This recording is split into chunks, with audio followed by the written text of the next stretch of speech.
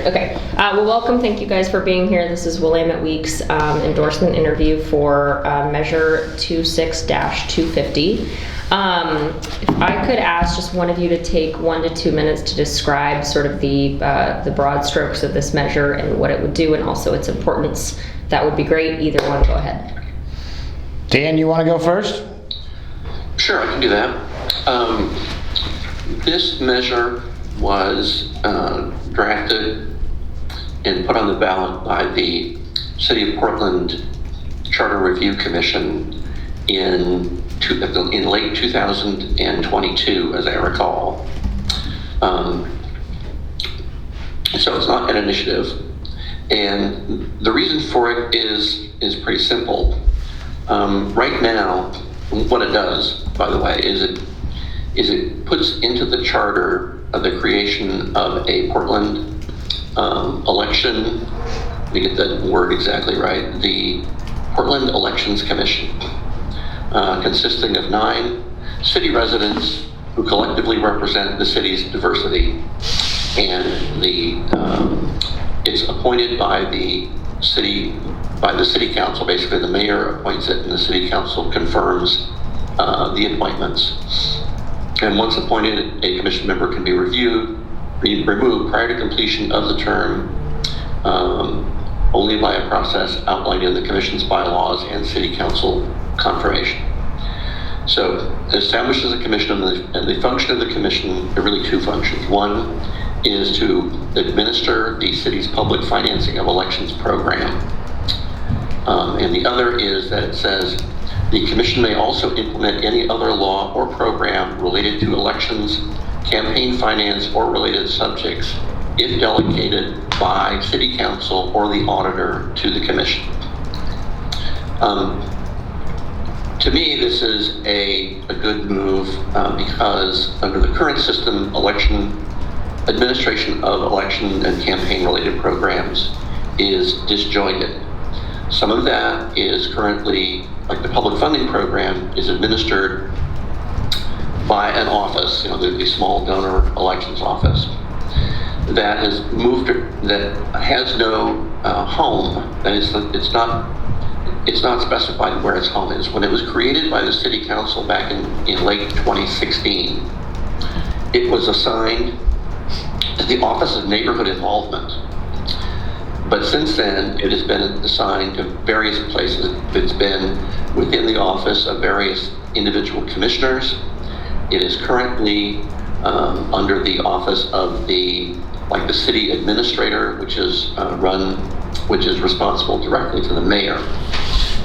So that's the public funding program. However, you'll recall that in 2018, the voters of Portland adopted campaign contribution limits, $500, and disclaimer requirements. All advertisements have to disclose the top 5 dominant contributors, which is anyone who contributes more than $500. Those requirements are administered and enforced by the city auditor. And the reason for that is that that's what we put in the measure, is enforced by the city auditor, because that makes sense. In fact, when the city council adopted the public funding program, their near final draft of that also assigned administration to the city auditor. But the city auditor then refused, said, I'm not going to do it. Because under the existing charter, the city auditor can refuse to do things that aren't specifically assigned to him or her in the charter. So we assigned in the charter enforcement of the campaign finance, limitation and disclaimer requirements to the city auditor, because that does seem to make the most sense. But Dan, correct me if I'm wrong, for the last 5 years, the auditor basically hasn't enforced the campaign finance regulations. I would say yes. I would say that the good government groups have problems with the way the way those requirements have been enforced. What can you give a couple examples of maybe things that the auditor hasn't enforced? Penalties. Yeah. And a couple. What are a couple specific examples of that? Just this past week, the auditor found that Renee Gonzalez had violated the disclaimer requirements by putting up large signs that didn't have any disclaimer on them at all. But instead, the measure says that the fines for violation of the contribution limits that the fine for any violation is from 2 to 20 times the amount of the contribution or expenditure at issue. Mm-hmm. So here the expenditure at issue would be what he paid to put up create the signs and put them up. But instead of following what the charter says, the city auditor just issued what she calls a letter of education. And she did this many times in 2022, particularly for Mayor Wheeler. Mayor Wheeler violated many requirements of the contribution limits and disclaimer requirements. And under your guys' measure, you believe that would, how would that be different? Well, but what we're saying is the 2018 measure that passed had this 2 to 20 times. It wasn't discretion. It didn't say you have the discretion to decide whether to penalize. It said if you find they did it, you have to hit them for 2 to 20 times what it was. And I don't think the auditor has ever penalized anybody financially. Have they in the last 6 years? I can't think of one time. I can't think of an instance. And how would your guys' measure address that or change this that? thing? What it does, let me kind of finish the thought here. What it does is that it puts in the charter this language that says the commission may also implement any other law or program if delegated by the city council or auditor to the commission. So we think the auditor will delegate authority under the contribution limits and disclaimer requirements of the commission. Don't know. If I were writing this, I wouldn't have allowed the discretion to the auditor to give up the authority or not. But that's the way they wrote it.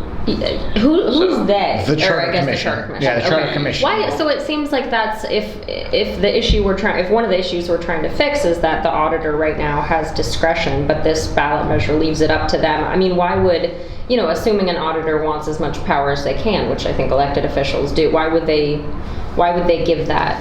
I think it's politics. I think that the auditor doesn't want to be seen as hitting people with financial penalties if they for violations of campaign finance laws. I don't think they want that duty. My guess is if there was this independent commission created and it was going to definitely oversee the public funding portion, that the auditor's office would say, it makes just a lot more sense to have that all of the campaign finance reform, public funding, limits, disclosures, all of that should be housed in one place. And that's what I think is going to happen. So that's relying on the auditor to, you guys are crossing your fingers that the auditor will want to give up that authority. I think so. Yeah. Okay. Well, that's sort of half of it, but go ahead. Sorry, I'm curious how this would, and Dan, you touched on this briefly, but how would this change the small donor elections program? Because right now, like you said, small donor elections program is sort of its own entity office. It's not real clear who has authority over it. How would this ballot measure change that? Well, instead of having the program essentially under the control of either the mayor, which is where it is now, or under the control of an individual commissioner, which is where it has been in the past, it's under the direct control of this 9-person commission. And I see it as a layer of insulation between the program and politicians who either use the program or can use the program, or whose prospects can be very much affected by the way the program is administered. Let me give you an example of that. As you know, of course, with the charter amendment to change the form of government, the number of candidates in the primary election for city offices was 2 years ago it was 26 candidates in the primary, and now this year there is no primary, so it's 118 candidates. If you look at the general election in 2022, there were 4 candidates. So basically, for the general election, we've gone from 4 candidates to 118. But the mayor did not absolutely refused to propose any increase in the budget for the public funding. For public funding. So the budget stayed at 1.38 million in this year's budget, even though the number of candidates running and potentially using the program increased by a factor of 26. So, But and Dan, just to add to that though, we lobbied, the good government groups lobbied to have Dan Ryan and Renee Gonzalez and other people, Carmen Rubio, that were elected this year to help put pressure on the mayor to raise the amount of money in the kitty for the public funding, because we knew this was going to happen. There was going to be this cash crunch because there were so many candidates running. And because they were running for office themselves, they were in a weird conflicted position about voting to put more money into the kitty because it would look like it was benefiting them. This independent commission, I think, would solve all that, because those kinds of decisions would be done through this, So commission. Another question though is that they recused themselves from voting on things. Yeah. So, but under this new ballot measure, it's not like this independent commission would get to say we're unilaterally raising our budget to 15 million, right? Like the council is still they still have to do it. on the budget. They still have to do it. Yeah, the council still have to give them the money. So how would that? I mean, that was the crux of the issue this time, is that the city council didn't approve a budget increase. So how would this ballot measure fix for that? Because the council still has the power of the budget. Well, the way I see it is that you'll under this program, it says that the last paragraph of the charter amendment is that the commission annually notifies the mayor and city council of the funding required to ensure the solvency of the public financing of elections program and other duties carried out by the commission. The commission has a budget as provided by council. Inelegant. But at least So it doesn't solve it, is the bottom line. A public statement of the public financing of, the budget that's necessary to maintain the program, and then the city council would have to, contradict that, and the vicious Willamette Week would make an issue of that. But I would also, let me point out that why this matters and why this has mattered in this election cycle, because the city council, the mayor and city council the mayor would not even propose, and the city council did not adopt a larger budget. The program back in January had to reduce the maximum funding for mayor candidates, the maximum public funding, from $750,000 to $100,000. So who did that benefit? It obviously benefited the more establishment politicians and harmed the less establishment politicians who would have depended on public funding more.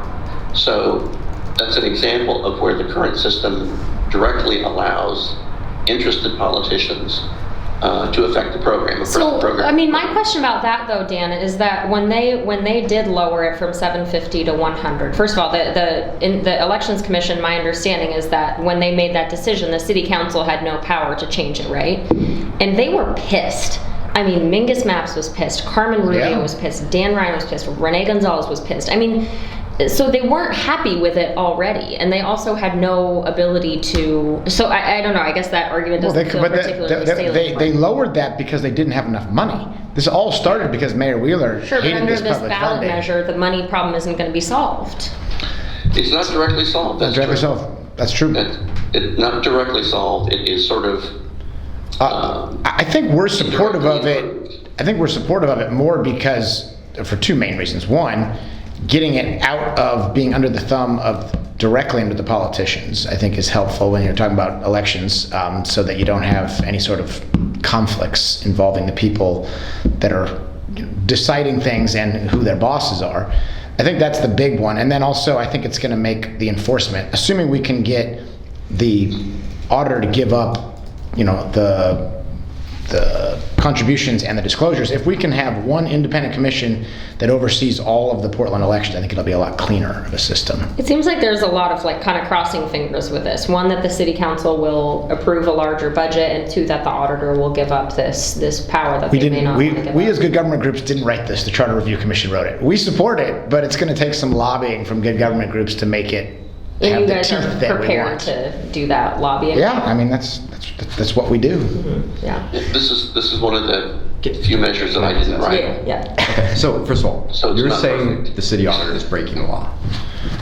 The city auditor is not following the law when they don't. Yes, our charter, when it goes into the charter and it says you must do this and they don't do it, this has been happening over and over and over So again. why, I mean, look, I understand that you have to be here to defend this measure, but Right. why are you not suing the city? I mean, it seems like you have more powerful tools at your disposal than coming here and pushing this measure that's a half measure. We did.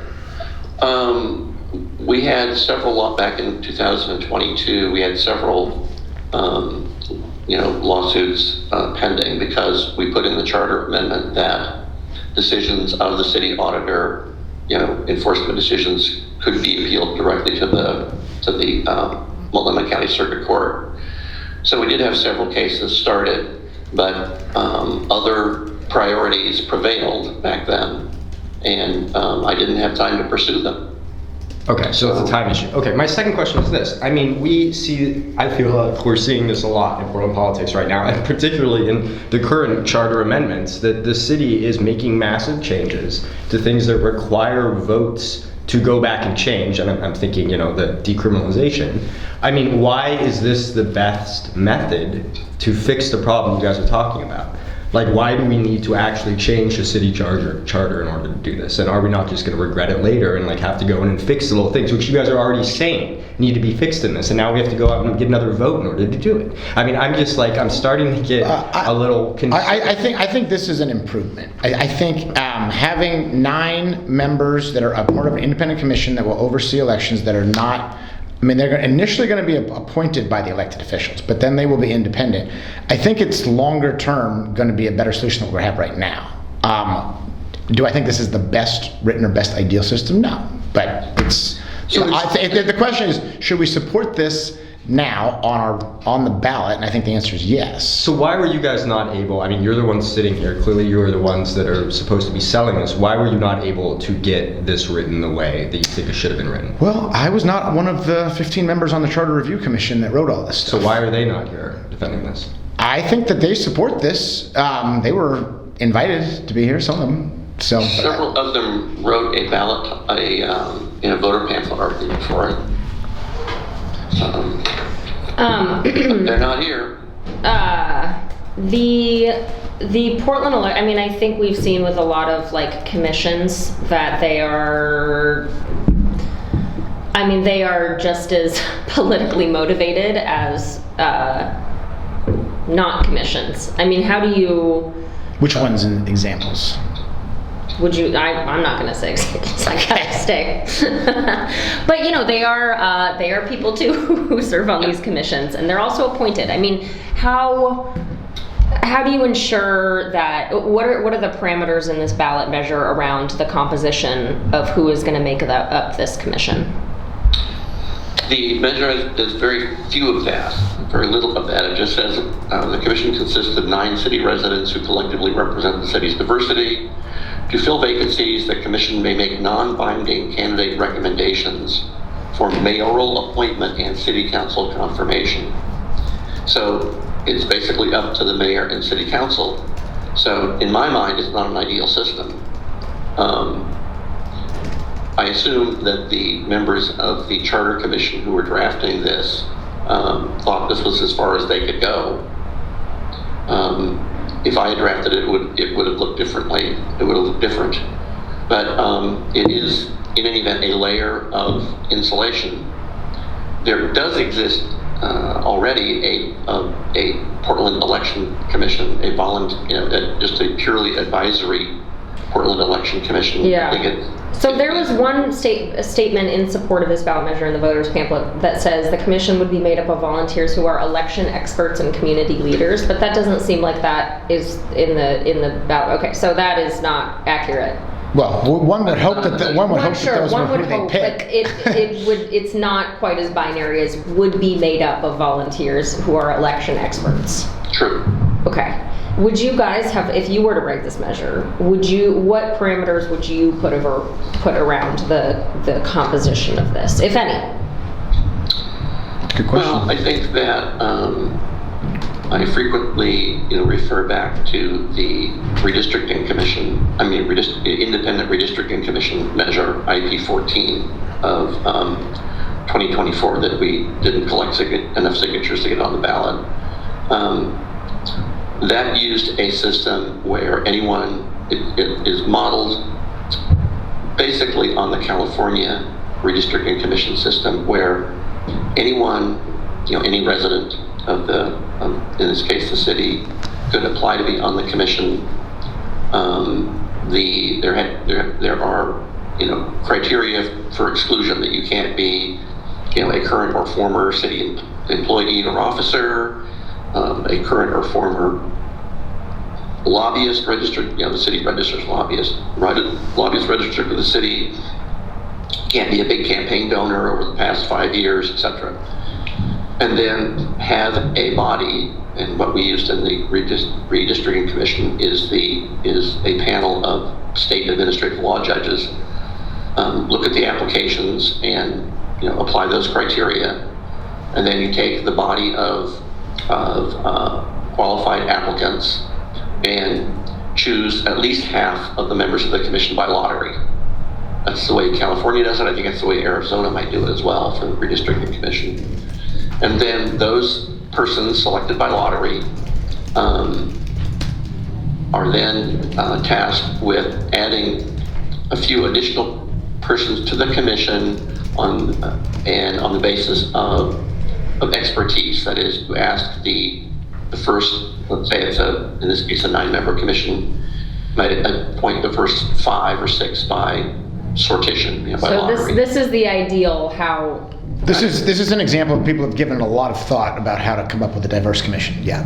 Okay. Yeah, a diverse commission that is very hard to manipulate. I mean, I would, if I was, you asked if I was drafting this, there's only, I would say, a few dozen people in the entire state that are quite knowledgeable about campaign finance reform, to a level of detail that I would think that would make sense for at least some of them to be on a commission like this. And I would hope that people would have election law background, that they would ideally have some lawyers on there, and also some people that have worked on campaigns. I mean, I would have kind of a hybrid of like.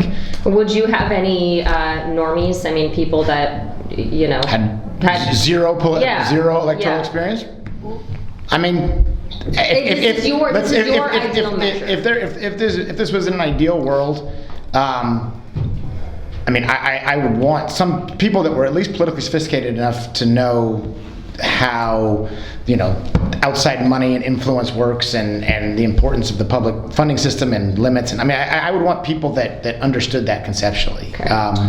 So I wouldn't say that's necessarily, if your ideal composition, I wouldn't say that's really representative of the city. I mean, you said there's only. But I mean, this is their job. They are there to administer our elections, and they should have some experience. Right, but again, I think what.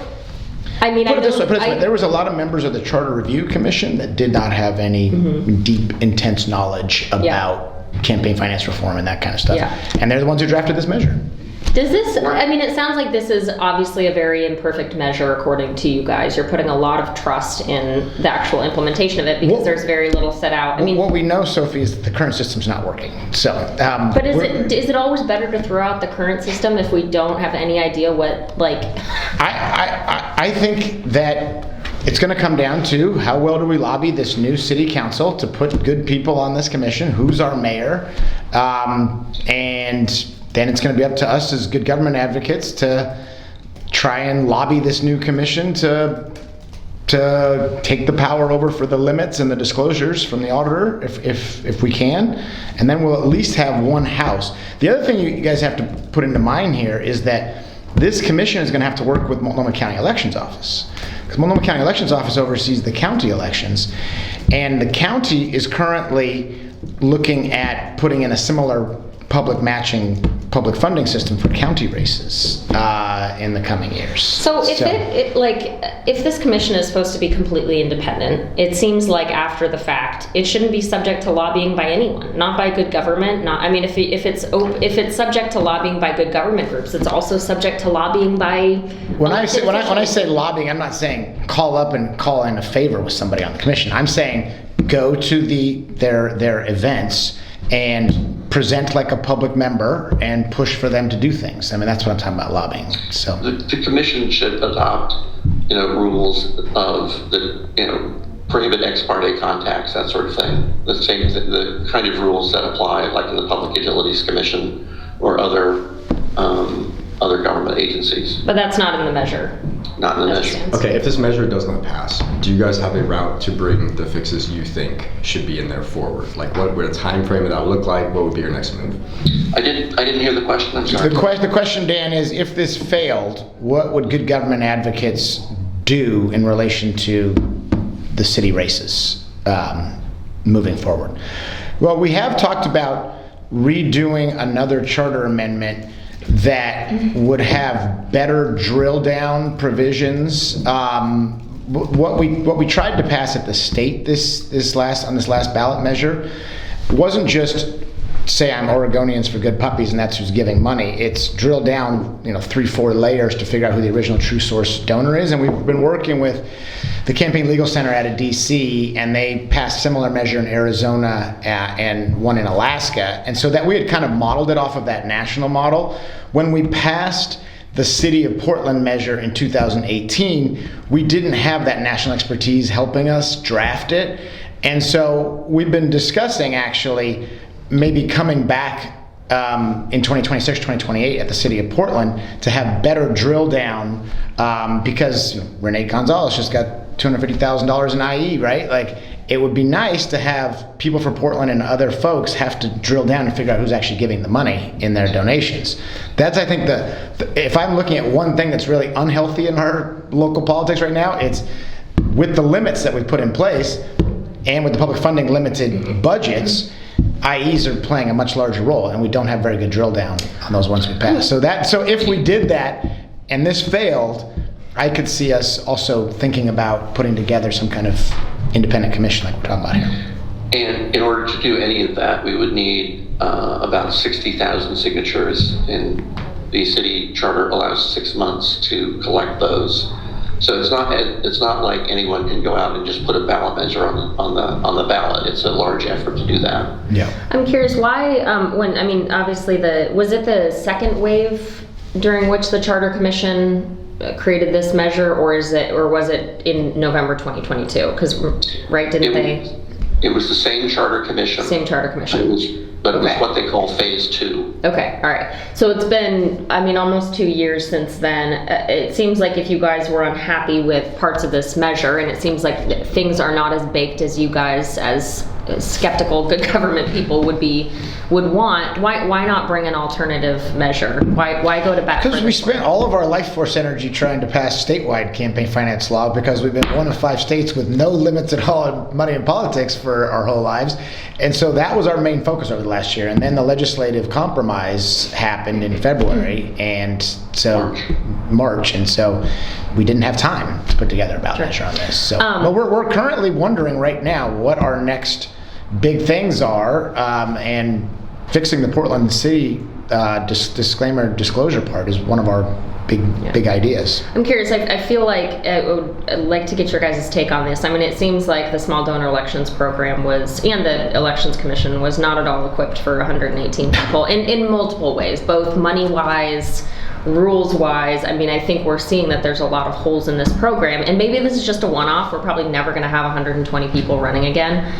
But is there, what am I trying to ask here? What do you guys see as the biggest holes right now in the program? And do you think they're actually things that need to be addressed, or do you think this is sort of just a one-off? The Small Donor Elections Program? Yeah. Well, I think the first problem is budget. You have to slash the program by a factor of 7 for mayor and by a factor of about 3 for other council candidates. That doesn't help. Second is lack of staff. They are they are behind in processing the contributions in order to match them. And for some candidates, it's a big problem because they're not getting their matching funds. Well, some candidates are getting their matching funds, some candidates aren't. And the city people say it's because of lack of staff to process them, so that's a problem. The other problem is the convoluted decision-making that exists now because of the interplay between the contribution limits, the disclaimer requirements, and the public funding program being in two different places. So when someone makes a complaint, for example, let's say I think that someone is has an unlawful contribution, when Rene Gonzalez used his office funds to improve his Wikipedia page in the wake of the election. If you think it's a campaign finance violation, you file a complaint with the city auditor. However, if Rene Gonzalez is a participant in the public funding program, the city auditor doesn't have authority to enforce the campaign contribution limits because we put in our measure in 2018 an overly broad exclusion that says that any candidate who is participating in the public funding program can receive any contribution that the public funding program allows the candidate to receive. So that basically negates the campaign contribution limits on participating candidates. We wrote it with the hope that someday public funding would also be part of the system, and so we put that in there. And my mistake, I wrote it it was too deferential to public funding. It shouldn't have said that, and in subsequent measures like our statewide measure, I didn't write it that way. So you file the complaint with the city auditor throws it back over to the public funding program. And then the public funding program has to evaluate whether it's allowed under the public funding program, but they're not really experts in that. So to me, the most important part of this measure is the likely consolidation of authority over enforcement of existing requirements on campaigns. It doesn't guarantee that. It allows the auditor to give up authority on campaign finance violations. I think the auditor would do that. I think the auditor doesn't want to enforce campaign finance violations because it puts her in conflict with other elected officials. I can't really say too much about the current auditor and her record. The previous auditor was the one we had a problem with. And it just seems like reluctance to offend her fellow elected city officers. So I think the city auditor would give up the authority. I can't guarantee it, but if she did, that by itself would be an important improvement. Is there a cost associated with this? A fiscal? Is there a fiscal on it? Yeah. I'm not sure. Not directly. There is a financial. I think there was a financial impact statement that said there is no discernible cost. But to me, there probably is, and that is because I would assume that the budget for the public funding program would probably be more robust under this measure. You probably wouldn't have the mayor and city council doing what they did this year, basically keeping the program at a extremely low level in relationship to the number of candidates running. So you think the budget impact mostly would be that the new council would approve a higher budget? I mean, after all these candidates just swam and watched all these problems, so you asked what we should do after this election. I think there should be some sort of powwow after the election to figure out, hey, what's all the things. We wrote this in 2018, right? We didn't expect that the charter review was then going to have 112 candidates when we wrote it. We were writing it for 5 seats. What can we do to structurally, try to fix this system? And, obviously the one that's grabbed all the headlines is the donor, swapping that happened. That seems to me to be a pretty easy rule. You just create a reg that says, hey, you or your representatives or your agents or anybody associated with the campaign cannot trade donations in response for getting donations from somebody else. If you're going to have a public matching fund system, if that's the system that you want. I've always advocated for the Seattle model where it's every voter gets the $100, which I like that so much better. But Sorry, that's kind of an unrelated question. Was it legal to pay for donations to your campaign? I think that's directly illegal, right, Dan? According to the... Well, You can't pay someone to solicit donations. No. You can pay for solicitation. Oh, you can. Yeah. But you can't say, I will give you something of value if you contribute to my campaign. It doesn't really matter what the thing of value is.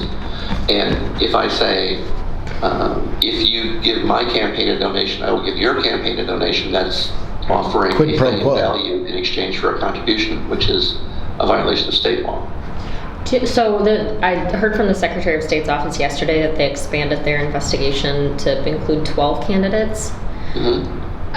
Do you guys think that anything is going to come of this, or because I know you both are pretty steadfast and like, no, I think they broke the law. Correct me if I'm wrong. That you guys feel that candidates most likely broke the law, but do you think the Secretary of State's office is going to rule on this, or? I Hard to didn't say. quite hear the question. They're wondering if Secretary of State is actually going to do any enforcement in around the donor swapping that happened. I would only answer off the record. I'll ask you after. It's kind of an answer. Yeah. Any other No, questions? Do we get to ask them the fun question? I don't think, no, but let's do it anyways. Yeah, let's do it anyway. All right, we're gonna They're going to ask you us, guys Dan, I don't know if you're ready question. for this, but they're going to ask us quite I'm an question. so curious what Dan is gonna say to this. Okay, we don't ask this to ballot measures, but we're gonna ask it to you guys anyways. What were you known for in high school? What was I known for in high school? I would say I was a bit of a class clown. Really? Huh. Okay, I could see that. Dan? Debate. That's all I did. All right, that tracks. All right, thank you guys. I appreciate Thank you. it.